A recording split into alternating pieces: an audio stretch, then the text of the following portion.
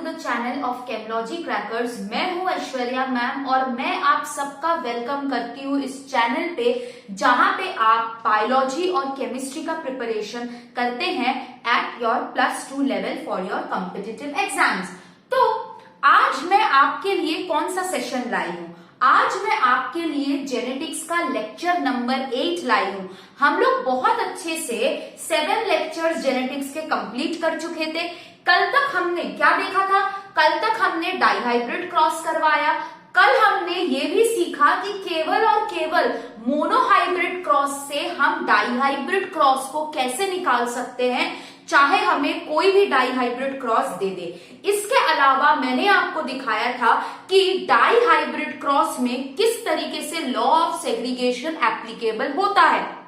चलिए आज हम लोग स्टार्ट करेंगे हमारा नेक्स्ट लेक्चर, जहां पे हम स्टडी करने वाले हैं about law of independent assortment, जो मेंडल का 3rd लॉ माना जाता है, लेकिन कार्ल कॉरेंज ने लॉ ऑफ सेग्रीगेशन को 1st लॉ बताया था और लॉ ऑफ इंडिपेंडेंट असॉर्टमेंट को 2nd लॉ बनाया था। चलिए आज स्टार्ट करते हैं विद द एग्जाम्पल। ठीक है, सो एग्जाम्पल क्या है आपका आज का पहला कंसेप्ट बूस्टर क्या होगा? What is today's concept booster? आज का क्वेश्चन है red fruit is dominant over yellow fruit. जो रेड फ्रूट है it is dominant over yellow fruit. Okay, red fruit is dominant over yellow fruit और tallness is dominant over dwarfness. Tallness भी आपका dominant है किससे? Over dwarfness. Okay, ये information हमें question से मिल गया है। अब आपको बोला गया है if RRTT and RRTT,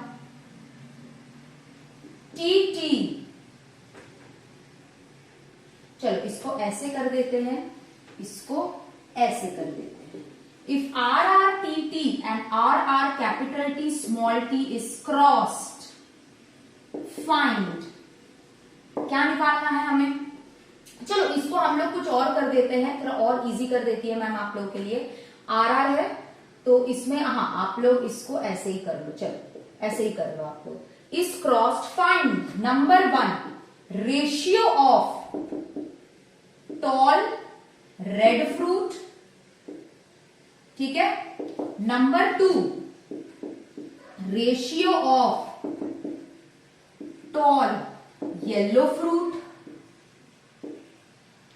number 3 ratio of drop red fruit and last is ratio of drop yellow fruit. तो ये आपको निकालना है, ये आपको निकालना है, ठीक है।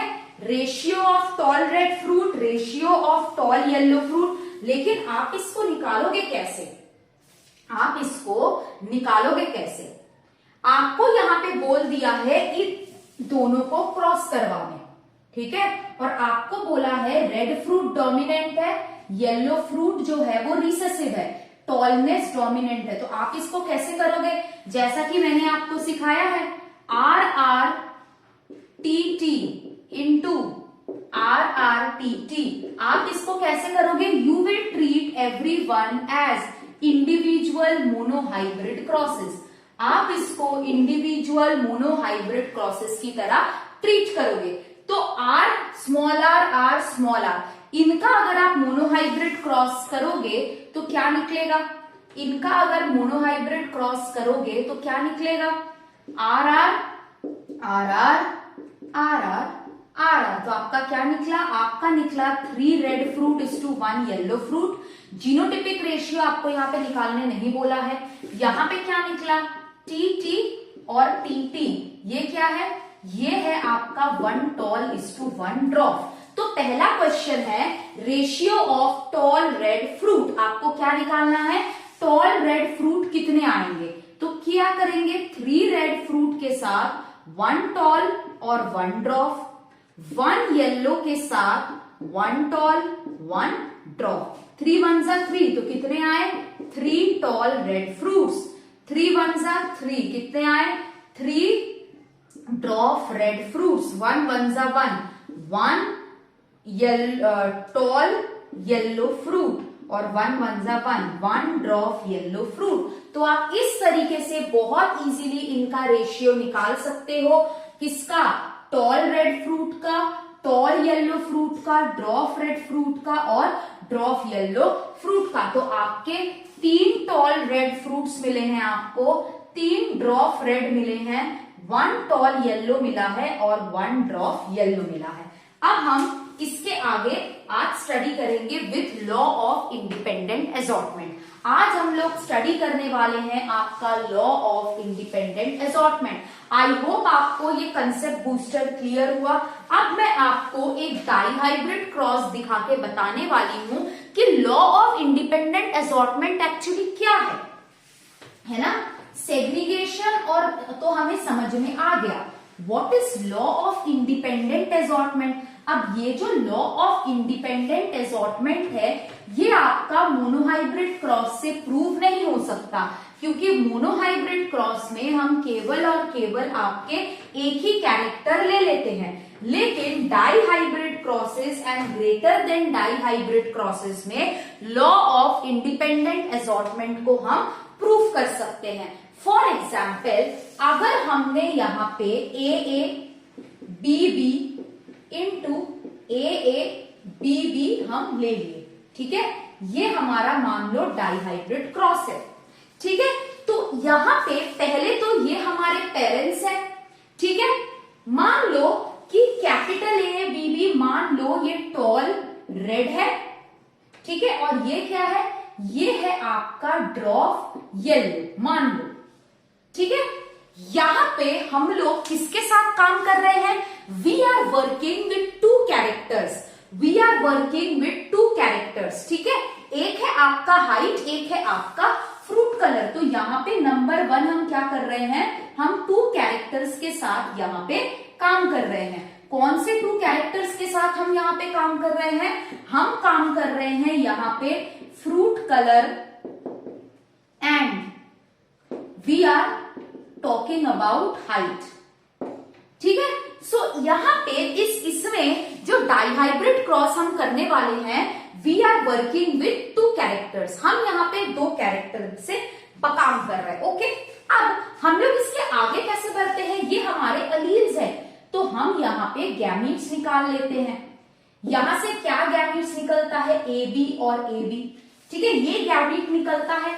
मतलब यहाँ पे ये जो, यहाँ पे अच्छे से देखना सब लोग, ये जो है ये क्या है, this were the allele form, ये आपका एलील्स है, ये दोनों एलील है। और लॉ ऑफ सेग्रीगेशन क्या बोलता है, कोई भी इंडिविजुअल में allele is always present in pairs. तो यहाँ पे एलील पेयर में प्रेजेंट है, यहाँ पे भी एलील पेयर में प्रेजेंट है, लेकिन जैसे ही आपका गैमीट फॉर्मेशन होता है, एलील क्या हो जाता है, सेपरेट हो जाता है और एक ही आ जाता है। तो यहाँ पे आपका लॉ ऑफ सेग्रीगेशन हुआ, है ना, यहाँ पे आपका गैमीट्स का सेग्रीगेशन हुआ। मतलब number 1, alleles are present in pairs in an individual, yes, alleles are present in pair in an individual। मान लिए alleles are present in pairs, देखो ये प्रेजेंट है एलील पेयर में, ये देखो पेयर में प्रेजेंट है, लेकिन नंबर बी, गैमीट ट्रांसफर के टाइम पे alleles separate during gamete formation, ठीक है। और गैमीट फॉर्मेशन के टाइम पे आपका जो एलील है वो आपका क्या हो जा रहा है, वो आपका सेपरेट हो जा रहा है। मतलब ए बी और ए बी ये हमारा गैमीट्स है, ठीक है। ये हमारा लॉ ऑफ सेग्रीगेशन है। अब F1 जनरेशन में हमें क्या मिला है, ए बी बी, ठीक है। पेरेंट्स क्या थे, homozygous, homozygous recessive, homozygous dominant. F1 generation में हमें क्या मिला, हेट्रोजाइगस डोमिनेंट। टॉल रेड है लेकिन हेट्रोजाइगस है। अब ये जो AABB है, ये जो AABB है, इसको F2 जेनरेशन में हम क्या करते हैं, इसको F2 जेनरेशन में हम सेल्फिंग करते हैं बेटा। जब हम इसको F2 जेनरेशन में सेल्फिंग करते हैं, हम इनका गैमीट्स निकाल रहे हैं, यस और नो, हम इनका गैमीट्स निकाल रहे हैं। तो गैमीट्स हम इनका कैसे निकालते हैं, ए बी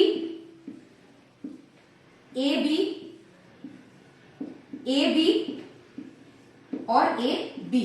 तो यहां पे फिर से हम लोग क्या किए, यहां पे क्या था, एलील पेयर में प्रेजेंट था, गैमीट बनाते टाइम यहां पे क्या हुआ, लॉ ऑफ सेग्रीगेशन फॉलो हुआ, यस और नो, यहां पे लॉ ऑफ सेग्रीगेशन फॉलो हुआ, है ना, यही सेम चीज। अब एक बात बताओ, आज तक, है ना, आज तक जब भी हमने मोनोहाइब्रिड क्रॉस किया, चलो मैं मोनोहाइब्रिड का यहां लिख देती हूं, मोनोहाइब्रिड में बेटा हम एक ही कैरेक्टर के साथ काम करते थे। तो मान लो TT इंटू TT जब हम लेते थे, ये आपके एलील्स है, ये पेयर में प्रेजेंट है, TT ये F1 में आता था, F2 में आप क्या करते थे, TT into TT, TT TT TT और TT। तो यहां पे भी आपका लॉ ऑफ सेग्रीगेशन फॉलो हुआ, LS फॉलो हुआ बेटा। लेकिन यहां पे आप क्या देखते थे कि यहां पे हम एक ही कैरेक्टर के साथ काम कर रहे हैं, राइट। यहां पे we are working with only one character. यहां पे देखो बेटा, यहां पे हमारे पास ये एक कैरेक्टर है, ये एक कैरेक्टर है, we are working with two characters. तो अच्छे से समझना, तो जब ये जो गैमीट बना आपका, ये जो आपका गैमीट बना, क्या गैमीट, इसको हम थोड़ा आसानी से समझते हैं। सब लोग जानते हो जब शादी होता है तब घरों के बीच में मिठाई देते हैं, है ना। तो मिठाई में सारे मिठाई देते हैं, है ना, काजू बर्फी, काजू कतली देखी होता है, गुलाब जामुन, रसगुल्ले, पेड़े, जितने भी पॉसिबल मिठाई हो सकते हैं देते हैं। क्या ऐसा करते हैं कि गुलाब जामुन नहीं दे रहे हैं तो रसगुल्ला नहीं देंगे, ऐसा करते हैं क्या? अगर रसगुल्ला दे रहे हैं तो गुलाब जामुन नहीं देंगे, ऐसा करते हैं क्या? ऐसा नहीं करते हैं। तो गुलाब जामुन जो जा रहा है वो रसगुल्ला के ऊपर डिपेंडेंट नहीं है कि रसगुल्ला जाएगा तो मैं भी जाऊंगी, ऐसा तो नहीं है, इंडिपेंडेंट है। चलो समझ में आया? इसका बेहतरीन एग्जाम्पल मैं दे रही हूं। मान लो तुम लोगों की एक गर्लफ्रेंड बनी, ठीक है, तुम लोग की एक गर्लफ्रेंड बनी। अब गर्लफ्रेंड बोली मेरे को चाय पीने जाना है, तो तुम भी उसके साथ चाय पीने जाओगे ना, है ना। गर्लफ्रेंड बोली कि तुमको मेरे को चाय पीने जाना है, तुम उसके साथ चाय पीने जाओगे। अब तुम जिस दिन अकेले चाय पीने चले गए वो मचा दी हल्ला, ठीक है, कि तुम इंडिपेंडेंटली कैसे चले गए, तुमको तो मेरे साथ जाना चाहिए था। लेकिन आपके जो जीन होते हैं, जो आपके अलील होते हैं, ये होते हैं इंडिपेंडेंट। ये अकेले चाय पीने जाता है, चाहे उसके साथ एक लड़की आए, चाहे उसके साथ दूसरी लड़की आए। समझ में आया? आप जैसे एक ही लड़की को चाय पिलाने लेके जा रहे हो, जीन वैसा नहीं है। जीन के साथ चाहे कोई भी लड़की आ जाए बेटा, वो चाय पीने जरूर जाएगा। समझ में आया? तो यहाँ पे बेटा क्या हो रहा है, अगर हम यहाँ पे दो कैरेक्टर ले लिए हैं, एक है आपका फ्रूट कलर, एक है आपका हाइट। ये जो फ्रूट कलर और हाइट है, इन दोनों के जीन्स एक दूसरे के ऊपर डिपेंडेंट नहीं है। Both of these genes are not dependent upon each other, ठीक है। इन दोनों के जीन्स जो है they are not dependent upon each other, ठीक है। तो फ्रूट कलर और हाइट, अगर आपका फ्रूट कलर है ना रेड है, अगर आपका फ्रूट कलर रेड है तो जरूरी नहीं है कि हाइट में भी आपको डोमिनेंस दिखे। अगर आपका कैपिटल BB इनहेरिट हो रहा है, जरूरी नहीं है कि डोमिनेंट कैरेक्टर ही इनहेरिट होगा। यहां पे कैपिटल TT भी आ सकता है, स्मॉल टी भी आ सकता है, कैपिटल टी स्मॉल टी भी आ सकता है। इसके ऊपर ना ये डिपेंडेंट है, इसके ऊपर ना ये डिपेंडेंट है। अगर आपका फ्रूट कलर स्मॉल बी भी आता है तो जरूरी नहीं है कि स्मॉल टी ही आएगा, कैपिटल टी भी आ सकता है, कैपिटल टी स्मॉल टी भी आ सकता है। अगर कैपिटल बी स्मॉल बी ले लिए हो, जरूरी नहीं है कैपिटल टी स्मॉल टी ही आए, कैपिटल टी स्मॉल टी भी आ सकता है। तो इसका मतलब क्या हुआ कि फ्रूट और हाइट के जो अलील्स होते हैं, फ्रूट और हाइट के जो अलील्स होते हैं वो एक दूसरे के ऊपर डिपेंड नहीं करते हैं। अगर आपका रेड कलर इनहेरिट हो रहा है तो रेड के साथ आपका ड्रॉफ भी हो सकता है, टॉल भी हो सकता है। अगर आपका येलो कलर इनहेरिट हो रहा है, जरूरी नहीं है कि ड्रॉफ ही हो, टॉल भी हो सकता है। तो लॉ ऑफ इंडिपेंडेंट असॉर्टमेंट क्या बोलता है? ये है आपका लॉ ऑफ इंडिपेंडेंट असॉर्टमेंट। यहाँ पे आपका जो लॉ ऑफ सेग्रीगेशन, यहाँ पे जो गैमीट्स आपका सेग्रीगेट हुए हैं, बेटा यहाँ पे भी आपके गैमीट्स से कैपिटल टी से आपका कैपिटल टी निकला था, स्मॉल टी से स्मॉल टी निकला था, यहां से आपके capital T small T gametes निकले थे, कैपिटल टी स्मॉल टी निकले थे, है ना। लेकिन यहाँ पे क्या हो रहा है, डाई हाइब्रिड क्रॉस में जब इस तरीके से सेग्रीगेशन हो रहा है, इस तरीके से जब सेग्रीगेशन हो रहा है, तब देखो कैपिटल ए के साथ कैपिटल बी भी आया है, कैपिटल ए के साथ स्मॉल बी भी आया है, स्मॉल ए के साथ कैपिटल बी भी आया है, स्मॉल ए के साथ स्मॉल बी भी आया है। तो अगर हम दो कैरेक्टर को स्टडी कर रहे हैं, if we are studying two characters, तो जरूरी नहीं है कि दो कैरेक्टर एक दूसरे के ऊपर डिपेंडेंट रहेंगे। दो कैरेक्टर अलग अलग होके इनहेरिट होते हैं। अगर रेड कलर इनहेरिट हो रहा है तो इधर से टॉल भी हो सकता है, ड्रॉप भी हो सकता है। जरूरी नहीं है कि रेड कलर के साथ टॉल ही इनहेरिट हो, रेड कलर के साथ टॉल भी इनहेरिट हो सकता है, ड्रॉप भी इनहेरिट हो सकता है। ये है आपका लॉ ऑफ इंडिपेंडेंट असॉर्टमेंट। अगर आप ध्यान से देखें, मोनोहाइब्रिड क्रॉस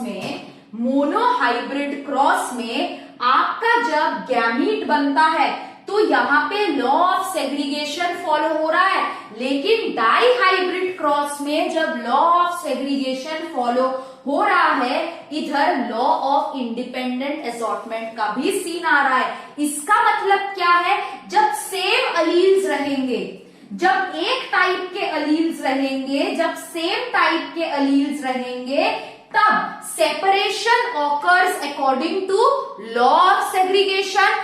जब आपका एलीलिक पेयर अलग अलग होंगे, तब आपका कौन काम करता है, लॉ ऑफ इंडिपेंडेंट असॉर्टमेंट। तो लॉ ऑफ सेग्रीगेशन क्या होता है, law of segregation is the separation of allelic genes, law of independent assortment is the separation of non allelic genes. मतलब दो अलग अलग एलील का जब सेपरेशन होता है, तब यहाँ पे लॉ ऑफ इंडिपेंडेंट असॉर्टमेंट भी काम करता है। लॉ ऑफ इंडिपेंडेंट असॉर्टमेंट कैसे काम करता है, अगर आपका रेड कलर इनहेरिट हो रहा है तो उसके साथ हाइट का कोई भी ट्रेट इनहेरिट हो सकता है। जरूरी नहीं है कि रेड कलर के साथ आपका टॉल ही इनहेरिट हो। येलो कलर अगर इनहेरिट हो रहा है तो जरूरी नहीं है कि टॉल ही इनहेरिट हो, ड्रॉप भी हो सकता है। तो दो कैरेक्टर जब आपका इनहेरिट करते हैं, they are not dependent upon each other. Two characters when they inherit themselves are not dependent upon each other. वो अलग अलग करके इनहेरिट होते हैं। आई होप आप सब लोगों को लॉ ऑफ इंडिपेंडेंट असॉर्टमेंट का ये एक्सप्लेनेशन जो है वो समझ में आया। अब हम लॉ ऑफ इंडिपेंडेंट असॉर्टमेंट का स्टेटमेंट लिखेंगे कि जब आपका डिफरेंट अलील्स होता है, when we are working with two characters, और अगर हम दो कैरेक्टर के साथ काम कर रहे हैं तो ऑब्वियसली डिफरेंट अलील्स तो आएगा. So when we are working with two characters and we have different alleles, when we are working with two characters and we have different alleles, then the alleles separate independently, है ना. अगर red colour inherit हो रहा है बेटा तो जरूरी नहीं है उधर टॉल इनहेरिट होगा, because red colour is dominant. जरूरी नहीं है, अगर डोमिनेंट इनहेरिट हो रहा है तो डोमिनेंट ही इनहेरिट होगा. डोमिनेंट के साथ आपका दूसरे वाले का रिसेसिव कैरेक्टर भी इनहेरिट हो सकता है. आई होप आपको यहां तक क्लियर है. अब हम लोग लॉ ऑफ इंडिपेंडेंट असॉर्टमेंट का स्टेटमेंट लिखेंगे कि what is the statement of law of independent assortment.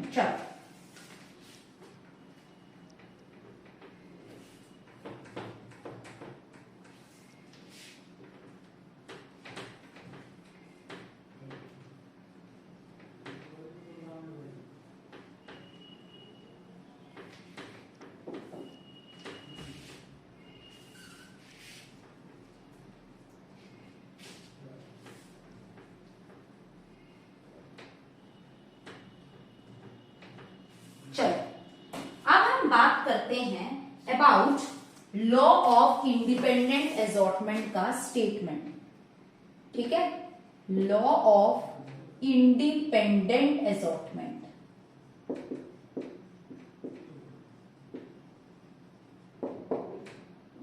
अब लॉ ऑफ इंडिपेंडेंट असॉर्टमेंट क्या बोलता है कि एलील्स ऑफ डिफरेंट क्रोमोसोम्स, ठीक है, जो alleles of different characters are located in different pair of homologous chromosome, है ना.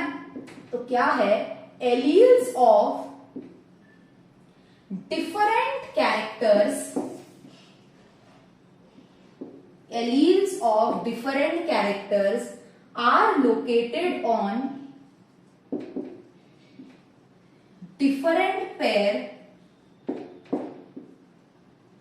Of homologous chromosomes. ये तो सब लोग मानोगे कि एलील्स ऑफ डिफरेंट कैरेक्टर्स जो है they are present on different pairs of homologous chromosomes. Right. अब alleles of different characters are located on different pairs of chromosomes, और क्या होगा, they are independent of one another. कब, जब आपका segregation हो रहा है. They are independent of one another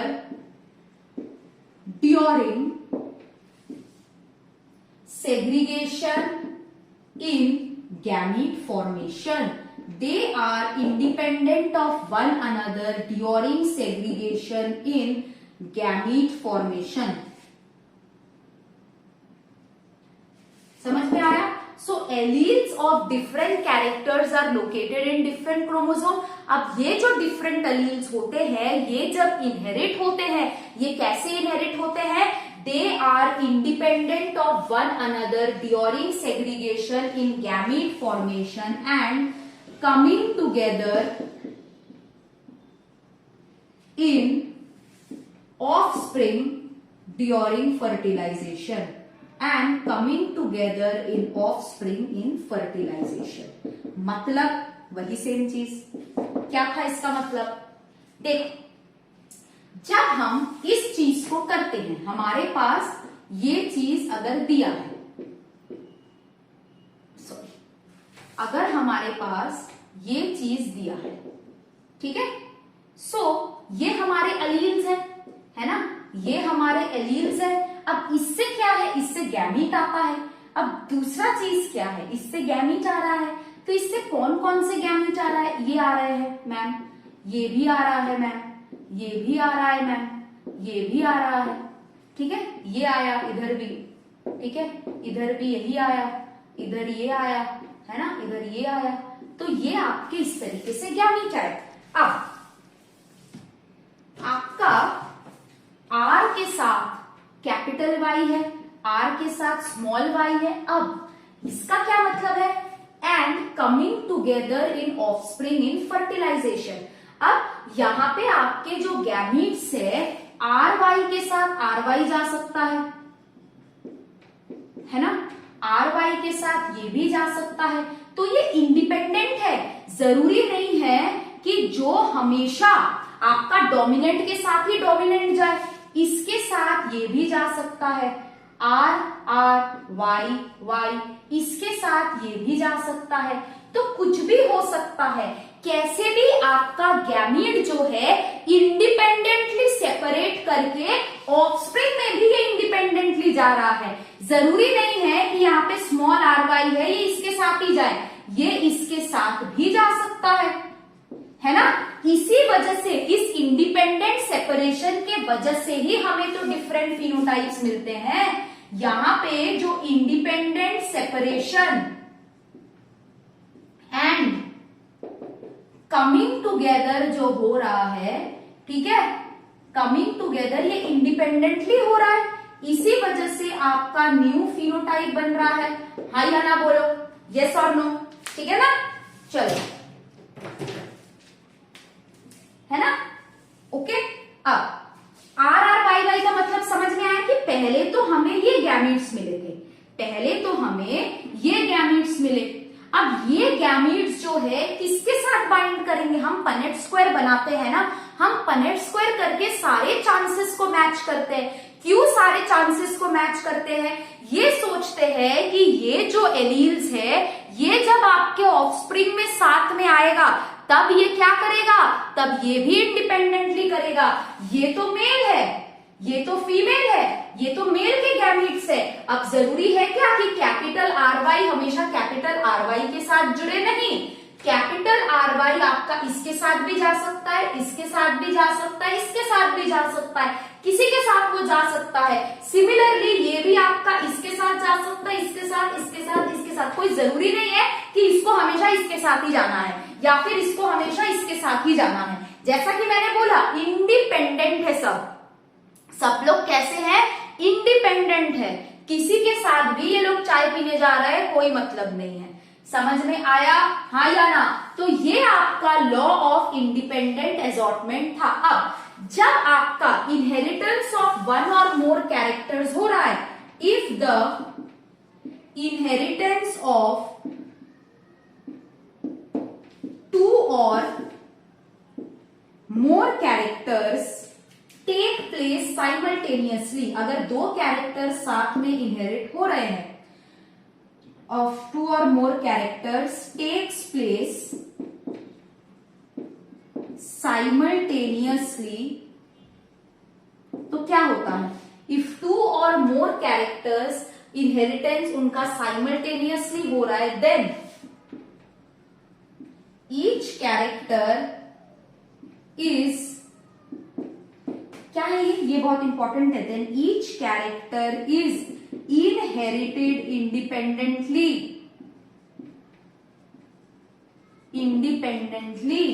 in a monohybrid pattern।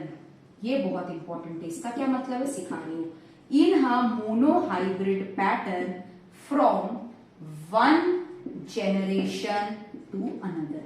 इसका क्या मतलब है, बोल रहा है कि मोनोहाइब्रिड पैटर्न में इनहेरिट हो रहा है अगर आपका दो से ज्यादा कैरेक्टर का इनहेरिटेशन हो रहा है, अगर आपका दो से ज्यादा पेयर का इनहेरिट हो रहा है तो बोल रहा है मोनोहाइब्रिड पैटर्न में हो रहा है। मतलब देखो, अगर मैं तुमको इस तरीके का क्रॉस देती हूं, अगर मैं इस तरीके का तुमको क्रॉस देती हूं, है ना, तो इसको तुम पूरी तरीके से करते हो, उसके बाद तुम्हारे पास क्या रेशियो आता है, 9 tall round is to 3 tall yellow is to 3 dwarf tall round tall wrinkled dwarf round is to 1 dwarf wrinkled, है ना। इसी तरीके का तुम्हारा आता है ना, जब इसका मोनो डाइहाइब्रिड क्रॉस तुम करोगे F2 तक तो ये रिजल्ट्स तुमको मिलेंगे। हाँ या ना बोलो, ये रिजल्ट्स तुमको मिलेंगे। अब मान लो मैंने तुमको बोला इधर से नंबर ऑफ टॉल सीड और ड्रॉप सीड, तुमको याद होगा मैंने कल ही इसको तुमको क्या बोला था, इसको अलग अलग से इसका मोनोहाइब्रिड क्रॉस निकालना। याद है मैंने कल क्या बोला था, अलग अलग से इसका मोनोहाइब्रिड क्रॉस निकालना। अगर हम इसका अलग अलग से मोनोहाइब्रिड क्रॉस निकालते हैं, इस तरीके से अगर हम इसका अलग अलग करके मोनोहाइब्रिड क्रॉस निकालते हैं तो हमें क्या मिलता है, F2 जनरेशन तक 3 tall is to 1 dwarf, 3 round is to 1 wrinkled, ये हमें मिलता है ना। फिर हम क्या करते हैं, हम 4 क्लाइन मेथड से इन दोनों को मल्टीप्लाई करके फिर से हम ये रेशियो में वापस आ जाते हैं। अब ऐसा क्यों हो रहा है, इसी का एक्सप्लेनेशन है ये। देखो अगर मैं तुमको यहाँ पे बोलू नंबर ऑफ टॉल प्लांट्स कितने हैं, बोलो नंबर ऑफ टॉल प्लांट्स कितने हैं, तुम बोलोगे मैम 9 + 3 12, वेरी गुड। मैं बोलूंगी नंबर ऑफ रिंकल्ड बताओ, नंबर ऑफ ड्रॉप बताओ, क्या बोलोगे, नंबर ऑफ ड्रॉप क्या है 3 + 1 मैम 4। अब इसका रेशियो निकालो, number of tall is to dwarf क्या है 12:4, that is 3:1, 3:1, 3 tall is to 1 dwarf. ये देखो जब तुम मोनोहाइब्रिड से निकालते हो सेम आता है। नेक्स्ट अगर मैं तुमको यहाँ का बोलू, यहाँ का अगर मैं बोलू नंबर ऑफ राउंड बताओ, नंबर ऑफ राउंड कितने आए हैं, तुम बोलोगे मैम नंबर ऑफ राउंड आपका है 9 + 3 12। अच्छा मैम नंबर ऑफ रिंकल्ड कितने आते हैं, तुम बोलोगे मैम 3 + 1 4। इधर भी देखो 3:1 रेशियो आ रहा है, यहाँ पे भी 3 राउंड इज टू 1 रिंकल्ड का रेशियो आ रहा है। अब इसीलिए हम इन दोनों को अगर मल्टीप्लाई करते हैं, हम जब मोनोहाइब्रिड क्रॉस अलग अलग करके दोनों फिनोटिपिक रेशियो को मल्टीप्लाई करते हैं, हमें वापस से डाइहाइब्रिड कैसे मिल जाता है, क्योंकि the genes are inherited in a monohybrid pattern. समझ में आया, तो ये उसका एक्सप्लेनेशन है कि अगर मैंने तुमको बोला, जो कि मैं बोलती भी हूं तुमको करने के लिए, इसका और इसका क्रॉस कराओ, तो तुम क्या करते हो, F2 तक क्रॉस कराने के बाद ये तुमको फिनोटिपिक रेशियो मिलता है। इसी फिनोटिपिक रेशियो से अगर मैं तुमको बोलूं नंबर ऑफ टॉल क्या है, नंबर ऑफ ड्रॉप का रेशियो बताओ, तुम बोलोगे मैम 9 + 3 12 टॉल है, ड्रॉप कितना है मैम 3 ड्रॉप + 1 ड्रॉप 4, तो रेशियो 3:1 आ रहा है मैम। अगर तुम इसका अगर अलग अलग करके इसका मोनोहाइब्रिड क्रॉस निकालोगे, यहाँ पे भी यही रेशियो आता है। अगर मैं तुमको बोलूंगी इस रेशियो से नंबर ऑफ राउंड बताओ कितने आए, तो बोलोगे 9 + 3 मैम 12। नंबर ऑफ रिंकल्ड कितने आए 3 + 1 मैम 4। ठीक है, तो यहाँ पे भी रेशियो क्या आया 3:1, यहाँ पे भी 3 राउंड इज टू 1 रिंकल्ड आता है। इसीलिए मैंने तुमको इसी तरीके से 4 क्लाइन मेथड सिखाया था, इसी तरीके से, because these all are inherited in monohybrid pattern. ठीक है, तो इंडिपेंडेंट असॉर्टमेंट में हमने क्या सीखा, नंबर 1 गैमीट्स जब बनते हैं तो इंडिपेंडेंट होते हैं, ये गैमीट्स जब ऑफस्प्रिंग बनाते हैं, जब ये आते हैं टुगेदर, तभी ये क्या है, तभी भी ये इंडिपेंडेंट ही है। आई होप आप सब लोगों को लॉ ऑफ इंडिपेंडेंट असॉर्टमेंट समझ में आया। लेकिन जैसा कि मैंने बोला था, लॉ ऑफ सेग्रीगेशन केवल सही है, लॉ ऑफ इंडिपेंडेंट असॉर्टमेंट का एक आपका एक्सेप्शन है, वो हमें पढ़ना है। तो आप सब लोग इसको देख लीजिए, उसके बाद हम आगे स्टडी करेंगे। चलो, तो हमने यहां तक देख लिया। अब what was the condition of independent assortment according to Morgan? ठीक है, लॉ ऑफ इंडिपेंडेंट असॉर्टमेंट हम एक कंडीशन से यूज कर सकते हैं, मतलब एक्सेप्शन। तो condition of independent assortment bye Morgan, Morgan ने क्या कंडीशन दिया था आपका, What was the condition of independent assortment of Morgan? Morgan क्या बोला था कि what was the condition of independent assortment? चलो देख लेते हैं। ये बोले थे कि law of independent assortment, जो आपका law of independent assortment है, ये केवल और केवल तब एप्लीकेबल होता है जब आपके जो डिफरेंट कैरेक्टर्स के अलील है वो डिफरेंट क्रोमोसोम में प्रेजेंट रहेंगे, और अगर वो सेम क्रोमोसोम में प्रेजेंट है तो उसको एट अ डिस्टेंस प्रेजेंट होना चाहिए। तो क्या बोला था, law of independent assortment is only applicable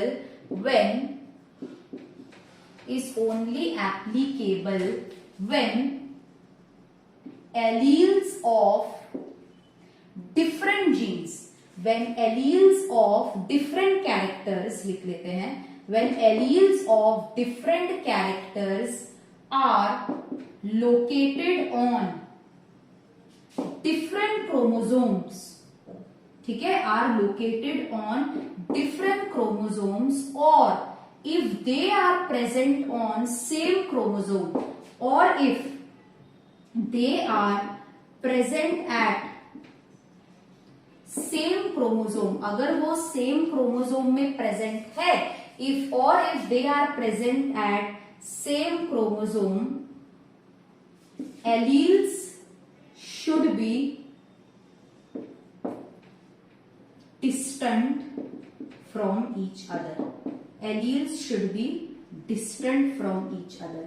अगर एलील्स के बीच में डिस्टेंस कम है, if distance between alleles is less,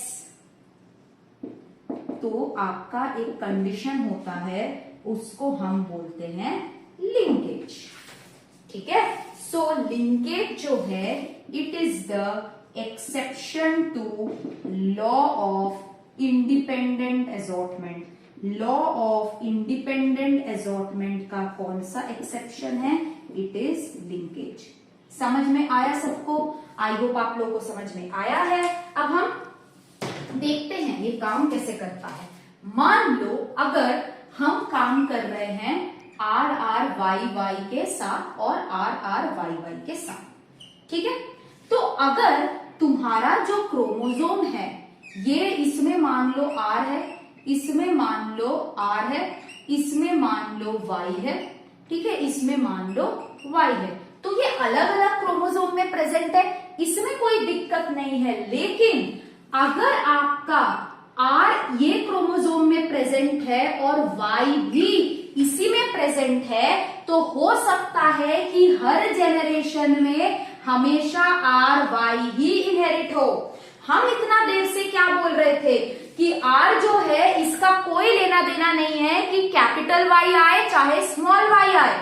R capital Y वाली के साथ भी चाय पीने जाएगा, स्मॉल y के साथ भी चाय पीने जाएगा। लेकिन अगर वो लड़की जो है बात दी उसको, पीछे पीछे रही, R के पास कोई ऑप्शन नहीं रहेगा, उसको कैपिटल Y के साथ ही जाना पड़ेगा। तो अगर आपके क्रोमोसोम्स अलग अलग प्रेजेंट है, या फिर अगर R यहाँ प्रेजेंट है, Y यहाँ प्रेजेंट है, इन दोनों के बीच में अगर डिस्टेंस है, तो यहाँ पे आपका लॉ फॉलो होगा, यहाँ पे आपका लॉ फॉलो नहीं होगा, यहाँ पे फॉलो होगा आपका लिंकेज। तो क्या हो रहा है लॉ ऑफ इंडिपेंडेंट असॉर्टमेंट में कि अगर alleles are independently separating themselves, if alleles are independently separating themselves, अगर एलील को दूसरे एलील से लेना देना नहीं है कि कोई भी आ जाए, तो क्या होना पड़ेगा, अलग अलग क्रोमोसोम में रहना पड़ेगा, और अगर एक ही क्रोमोसोम में है तो एट अ डिस्टेंस रहना पड़ेगा। लेकिन अगर लड़की चिपक जाए, अगर इसी के साथ हमेशा पीछा करे, तो R और Y के पास कोई ऑप्शन नहीं रहेगा, हर जेनरेशन में आपका RY आता रहेगा। इस फेनोमेना को हम लिंकेज बोलते हैं। ठीक है, इस फेनोमेना को हम क्या बोलते हैं, लिंकेज। समझ में आया सबको, यस और नो? इस फेनोमेना को हम बोलते हैं linkage. Right, this was the exception कि लॉ ऑफ इंडिपेंडेंट असॉर्टमेंट को अगर फॉलो करवाना है, alleles of different characters should be located on different chromosome, और if they are present at the same chromosome, allele should be at a distance from each other, तभी आपका gametes independently separate होगा। अगर आपका alleles के बीच में distance कम है तो लिंकेज होता है। ठीक है, so linkage is directly proportional to the distance between the alleles. I hope आपको लॉ ऑफ इंडिपेंडेंट असॉर्टमेंट के साथ साथ आपको कंडीशन ऑफ इंडिपेंडेंट असॉर्टमेंट भी समझ में आया है। चलो अब हम लोग आगे स्टार्ट करते हैं। अब हम लोग पढ़ेंगे कि जो मैंने तुमको बोला था कि किस तरीके से आपका जो है सेग्रीगेशन और असॉर्टमेंट, देखो असॉर्टमेंट और लिंकेज एक साथ नहीं हो सकता। अगर तुम्हारे दो एलील्स के बीच में लिंकेज हो रहा है तो उधर असॉर्टमेंट नहीं होगा, इधर इन दोनों के बीच में असॉर्टमेंट नहीं हो सकता है क्योंकि ये लिंक्ड है। अगर किसी में असॉर्टमेंट हो रहा है तो उसमें लिंकेज नहीं हो सकता। तो लिंकेज और इंडिपेंडेंट असॉर्टमेंट आइदर और वाला सिचुएशन है कि अगर लिंकेज है तो असॉर्टमेंट नहीं है। अब एलीलिक पेयर मतलब हम जानते हैं क्या होता है, चलो देख लेते हैं। ये मान लो आपका एक क्रोमोसोम है, ठीक है, यहां पे भी आपका दूसरा क्रोमोसोम है, यहां पे कैपिटल टी है, यहां पे स्मॉल टी है, यहां पे कैपिटल आर है, यहां पे स्मॉल आर है। तो कैपिटल आर और स्मॉल आर क्या है, ये एलीलिक पेयर है, राइट, ये एलीलिक पेयर है। कैपिटल टी और स्मॉल टी क्या है, ये भी आपका एलीलिक पेयर है, राइट। अब अगर हम बात करें नॉन एलीलिक पेयर की, ठीक है, ये दो क्रोमोसोम है इधर, मान लो ये कैपिटल टी है, यहां पे स्मॉल आर है। कैपिटल टी और स्मॉल आर क्या है, नॉन एलीलिक, ठीक है। अगर मान लो हम दूसरा क्रोमोसोम ले लेते हैं, इधर स्मॉल टी है और इधर कैपिटल आर है, स्मॉल टी और कैपिटल आर भी क्या है, नॉन एलीलिक। समझ में आया। तो एलील्स क्या होते हैं, कैरेक्टर सेम होना चाहिए, कैरेक्टर डिफरेंट है। अब मैंने आपको क्या बोला था कि जब आपका एक जीन का इनहेरिटेंस हो रहा है, एक एलीलिक जीन का, ये क्या ये एलील्स है, हाँ, तो इनहेरिटेंस ऑफ एलीलिक जीन है ना, इनहेरिटेंस ऑफ एलीलिक जीन और सेपरेशन ऑफ एलीलिक जीन और separation of allelic gene, inheritance of allelic gene और सेपरेशन ऑफ एलीलिक जीन, ये कैसे होगा, it will be by segregation, ठीक है। अगर RRYY इंटू RRYY रहे, क्या होगा, RRYY, यहां पे क्या हो रहा है, inheritance of non allelic gene. तो inheritance of non allelic gene कैसे होता है, inheritance of non allelic gene आपका, inheritance of non allelic gene और separation of non allelic gene आपका कैसे होता है, with the help of independent assortment. याद रखना, जब आपका मोनोहाइब्रिड क्रॉस होता है उसमें सेपरेशन आपका सेग्रीगेशन से होता है, डाईहाइब्रिड क्रॉस में आपका सेपरेशन इंडिपेंडेंट असॉर्टमेंट के वजह से हो रहा है। क्लियर है सबको, आई होप आप सबको ये चीज क्लियर है, राइट। चलो अब हम पढ़ेंगे कुछ स्पेशल क्रॉसेस। क्या पढ़ेंगे हम, कुछ special crosses. What is special cross, special cross क्या है, जीसस क्राइस्ट से कुछ लेना देना है क्या, नहीं मैम, जीसस क्राइस्ट से कोई लेना देना नहीं है।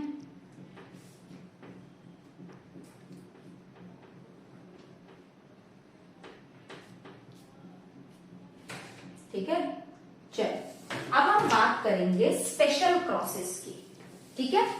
Special crosses, special cross, special cross में पहले आता है आपका बैक क्रॉस। बैक क्रॉस मतलब क्या होता है, जो भी हमें F1 जेनरेशन से में मिलता है उससे हम किसी भी पेरेंट का क्रॉस करवा दे। Number 1 is back cross. Back cross क्या होता है, F1 generation crossed with any parent, मतलब चलो निकाल लेते हैं इसका मतलब, क्रॉस्ड विथ एनी पेरेंट, ठीक है। मान लो टी इंटू स्मॉल टी है, F1 में आपको क्या मिलेगा, कैपिटल टी स्मॉल टी। अगर आप F1 के साथ होमोजाइगस रिसेसिव का क्रॉस करवाते हो, it is known as test cross. अगर आप F1 जेनरेशन के साथ होमोजाइगस डोमिनेंट का क्रॉस करवाते हो, this is known as out cross. तो आउट क्रॉस क्या है, F1 generation with homozygous dominant. Test cross क्या है, F1 generation with homozygous recessive. Correct. चलो अब इसके आगे देख लेते हैं हम। पहले तो आउट क्रॉस कैसे करेंगे हम, out cross, let's perform out cross. ठीक है, आउट क्रॉस करने के लिए ये आउट क्रॉस जो है ये नॉट वेरी यूजफुल। ठीक है, it is not very useful, फिर भी हम करके देख लेते हैं। ठीक है, क्या लेते हैं हम, capital T into small T. इधर हमारे पास क्या आएगा, कैपिटल टी स्मॉल टी। तो इस कैपिटल टी स्मॉल टी को हम जब टी के साथ करेंगे, क्या आएगा रिजल्ट, टी और T. What is this ratio, ratio is 100% tall phenotype, और जीनोटिपिक रेशियो क्या आएगा, 1:1। अगर हम आउट क्रॉस करें अब TTRR इंटू TTRR का, F1 जनरेशन में क्या आएगा, TTRR, दिस इज F1। अब TTRR के साथ हम किसका क्रॉस करवाएंगे, TTRR। ठीक है, तो इससे गैमीट निकलेगा TR, इससे क्या गैमीट निकलेगा, अब तो लर्न हो रहा है, capital T capital R, capital T small t capital R, small t small r, ये निकला। राइट, अब इसका करो क्या आता है, TR के साथ इसका TTRR, इसके साथ इसका TTRR, इसके साथ इसका TTRR, लास्ट वन ये। तो यहां पे भी आपको क्या मिला, 100% टॉल फिनोटाइप। जीनोटिपिक रेशियो क्या है, what is the genotypic ratio, 1:1:1। तो जब हम आउट क्रॉस करते हैं हमें 100% डोमिनेंट फिनोटाइप ही मिलता है और जीनोटिपिक रेशियो ऐसा होता है। ये इसका कंक्लूजन है कि जब भी हम आउट क्रॉस करते हैं क्या मिलता है हमें, वी गेट 100% टॉल फिनोटाइप, यानी कि डोमिनेंट फिनोटाइप। ओके, चल अब हम आते हैं टेस्ट क्रॉस में। Next is test cross. Test cross का क्या मतलब है, F1 विद रिसेसिव। इसका क्या फंक्शन होता है टेस्ट क्रॉस का, test cross is used to find unknown genotype of given plant या फिर कोई भी organism, study of unknown genotype. अगर हमें जीनोटाइप नहीं मालूम है तो हम टेस्ट क्रॉस करेंगे तो हमें मिल जाएगा। ठीक है, चलो पहले हम लोग मोनोहाइब्रिड टेस्ट क्रॉस कर लेते हैं। ठीक है, मोनोहाइब्रिड में फिर से हम क्या ले लेते हैं, टी इंटू, चलो पहले से ही कर देती हूं, दिस इंटू दिस क्या आएगा F1 में टी। अब टी को किसके साथ करना है, इसके साथ, क्या आएगा टी और टी, क्या आया फिनोटाइप।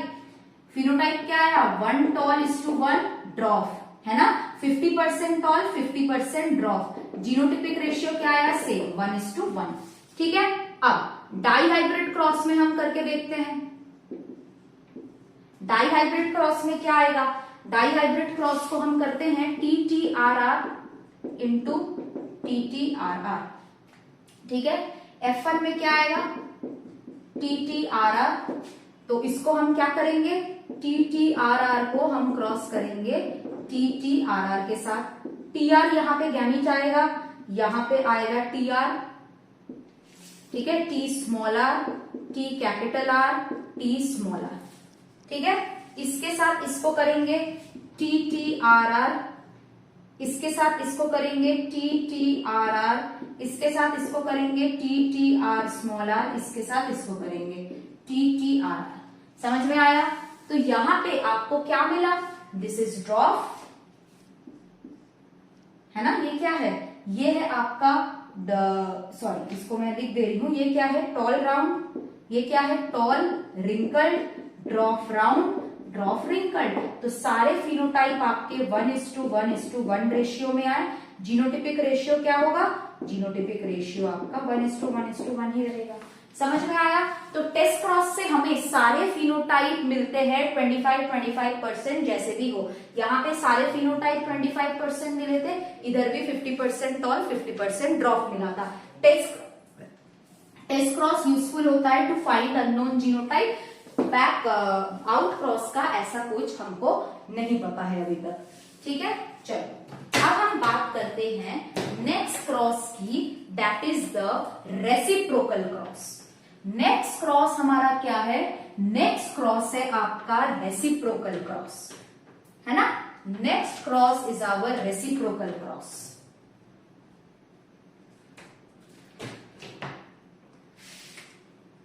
रेसिप्रोकल मतलब क्या होता है? उल्टा। रेसिप्रोकल क्रॉस मतलब क्या होता है? उल्टा क्रॉस। ठीक है, रेसिप्रोकल क्रॉस मतलब क्या होता है? उल्टा क्रॉस। तो इसका क्या, रेसिप्रोकल क्रॉस का क्या मतलब है? मान लो तुमने टीटी इंटू टीटी किया, इसको तुमने मेल मान लिया, इसको तुमने फीमेल मान लिया। F1 जेनरेशन में फिर भी तुम्हारे पास यही आया 100% टॉल। रेसिप्रोकल का मतलब होता है reversing the parent sex. Reciprocal का मतलब क्या होता है? Reversal of parent sex. ठीक है, पेरेंट जेंडर का रिवर्सल करना। अब तुमने टीटी ले लिया, इसमें इसको कर दिया और इसको उल्टा कर दिया, तो क्या है F1 में? फिर भी यही आया ना 100% टॉल। तो इससे क्या पता चलता है? इससे पता चलता है लोकेशन ऑफ जीन, और नंबर 2 कि क्या जेंडर का कोई इफेक्ट पड़ता है आपके इनहेरिटेंस में। ठीक है, तो रेसिप्रोकल क्रॉस क्यों किया जाता है? Perform to check effect of parental sex